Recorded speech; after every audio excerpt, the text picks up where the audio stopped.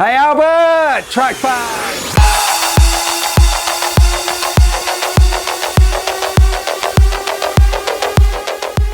Get round here, let's get round here, a little bit of kick out there. We've got to take it strong on the back. Get round through tunnel cam. We've had a crash, we derailed it on Gambon.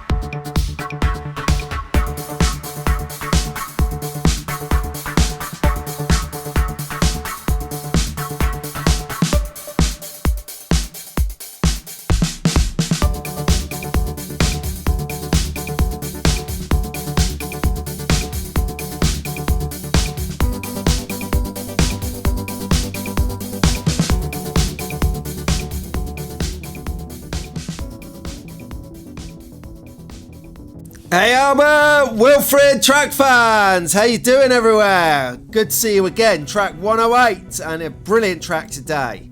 So I thought I'd start with the race first because we want to get trackside and get on with this amazing Corvette, NSR, Corvette C7. That's right, it's an NSR race car, guys. So Albert, you had a go on this up at Rockingham when we went. That was great fun. To all of you who didn't see the last episode, go and watch that and you'll see the funny side to this here car. But since Mac was asking about the differences on Scalextrics to NSR, I thought I'll get the NSR car out today and give it a go. Stick around if you're interested in looking inside the car because I'll do the comparative at my desk. Over there, where the box is, there it is. Afterwards, after the race. But firstly, we've got things to do here. Track 108. You know, we're in the project of this brochure. Go and see track 101 and you'll get the storyline there. So that's the track that we've done. Let's have a look and see how it translates. And this is a track that you guys could probably do at home. You just need a few more pieces than you would get in a box, namely that and some lane changes for extra fun, although I can't lane change on this because it's not wired for Scalextric's digital. So if I want to go on the other lane I have to change controllers. Right, anyway, let's go on with the race. So on your marks, let's drive straight into Bacharach and round the long R3 corner into the long straights. And you might notice that I'm going to take this a little bit steadier than normal for two reasons. A, it is really, really fast. And I don't want to ruin it because I swear to God, the spoiler already has had more plastic surgery than Michael Jackson on a good day. Oh, it's a bit controversial. But anyway, look, as you'll see, we already smashed up the shell. This has got more glue on it than, oh look, it's starting to lift at the back. Right, let's not touch it. Let's keep the race going on while we still have a spoiler, everyone. And we'll have to repair that later in the chop shop. So under the bridge there, Chicago Bridge. I'm right round there. We're recording it on 2 cameras this time because I like the length of the track. Track really works. It's a little ferocious down here, not too much, or you're hitting the garage door there. Absolutely deadly. So NSR car. How does it drive? Well, considering I bought one of the fastest cars on the planet. Kick out! Did you see the kick out there? And I'm desperately trying not to accelerate too fast here. And oh, he stacked it. See? What did I tell you? So let's get back on the track. Lovely. And oh, yes, we are still recording on that camera. Sorry, a moment now. I had a moment. So we're keeping driving. And it drives really, it feels mechanical. I don't know if that would make sense, but if you drive slot cars, you'll know that a Scalextric, Mercedes AMG or Ginetta G60, Ford GT GTE, they all feel like you're driving an electric car, but this feels mechanical. And if, like I said at the start, if you stick around afterwards, I'm going to show you the insides of this car, and I'm going to open up the Ginetta G60 and show you the inside of that car right next to each other, so you can really see and understand, get a feel for how the mechanics of the car work, because it's totally different from a Scalextric car. If that's all you've ever used, like I had until I got this brilliant NSR Corvette C7, it's on the track today. So one more lap and then we'll go backstage to the bench and we'll check out the inside. No, one more lap, come on, get in there, it's too nice to drive. Oh, overshot it a bit, but there you go. Corvette C7 Repsol. Love your work, NSR. Really, really nice car, guys. Not for the faint-hearted. Let's go and check out under the bonnet in our garage and compare it up to the Ginetta G60. Hey, Albert, Wolf and track fans. Welcome back, everyone. Anyway, right, so thank you ever so much for your shout-outs this week. Matt, Paul, Si, you're legends, and Cozzy, nice to see you. Neil, welcome back. So this is for you. Mac asked a question. He said, what are the differences, or what did I notice the differences between Scalextric and NSR brands of slot car? So let's have a look at it. Right, firstly, deal with Scalextric, because that's what we're used to. First thing to note that I noted, and I'll explain why, is that on the underside of a Scalextric car, you got 2 bolts at the front, 1 at the back. They change different cars. That's how this one is. You unscrew those. I've already done it. And you get the insides. So I'll put that there a second. Then you get the NSR car turns up and you're like, woo, it's Christmas, get in. And here's the underside of an NSR car. So you have a slot here. You've got screws here, here, here. The main slot, the slot for the slots. You've got, sorry, put my teeth in, Pete. You've got screws everywhere. So yeah, I unscrewed them all. That's right. And if you've got an NSR car, you're probably wetting yourself with laughter right now, because when you unscrew them all and you go like this, it's great.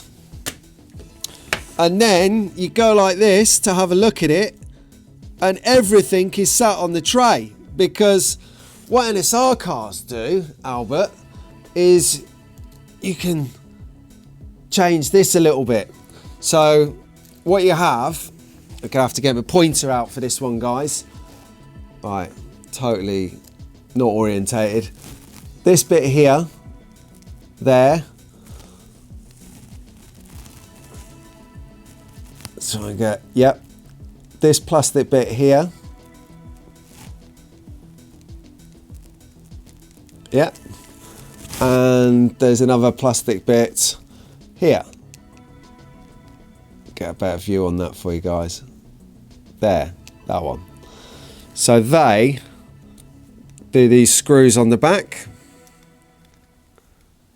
So yeah, so I unscrewed them and everything fell out. Literal nightmare, because I'm like, oh my goodness. And I didn't know about these plastic bits here that I've just pointed out, were actually for holding this red bit in place. So this is the difference, firstly, between an NSR car and a Scalextric car, is that this engine plate is interchangeable. So if it breaks, you can change it, or if you screen print, 3D print, you can change it, or if you need different weight, you can change it. When we come into some other cars in my box here, which are most anticipated, right? Well, we'll get to them. Still with NSR car first. Okay, so here's your engine. It's an angle winder King 21.4 21,400. So 21,400 RPM. There you go. 350 grams per centimetre. Nice. Fast. Really, really fast. Someone suggested actually to replace this engine with a lower engine, maybe an 1800 or a 1900 or thousands. 20,000, 19, 18,000s. I'm talking absolute rubbish. Sorry, guys. I told you I'm learning this as I go along. But anyway, what did I do to this? Same difference as the Scalextric's car. I have, if you can see it, yeah, you can see this. I've polished the front tyres, so they're all shiny. Glued and trued the back tyres, so you can see they're not coming away as I flick it. It's nice and stuck. And we've been working on softening these tyres as well. And to soften it, I use some of this new stuff that one of the guys at the club recommended. I won't say who it is because I don't know if they'll be happy with it. So there you go. Anyway, great guys, but unless I ask them, I won't name them.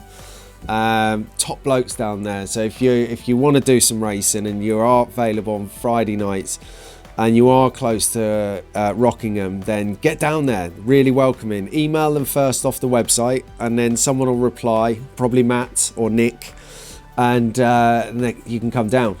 Amazing. Anyway, I would use this. It's some kind of sticky stuff that they've recommended I get put on the tyres. Quids in.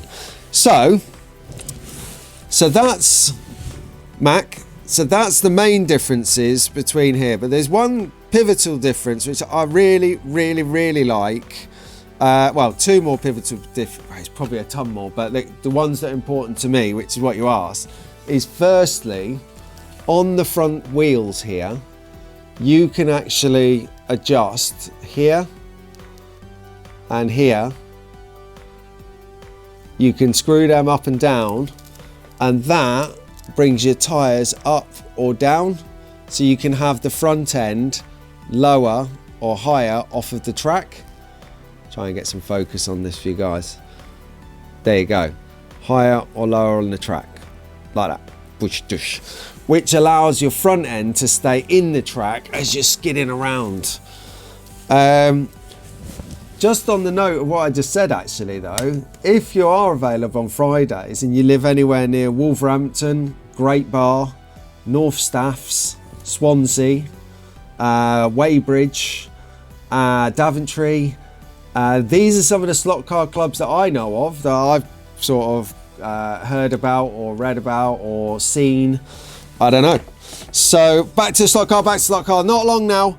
So we've got interchangeable plates, monstrous engine, front ride height adjustments. You can see here I've got a little bit of weight in there, but just hold it in because of my driving style, which quite frankly is ambitious, but it's a lot of fun.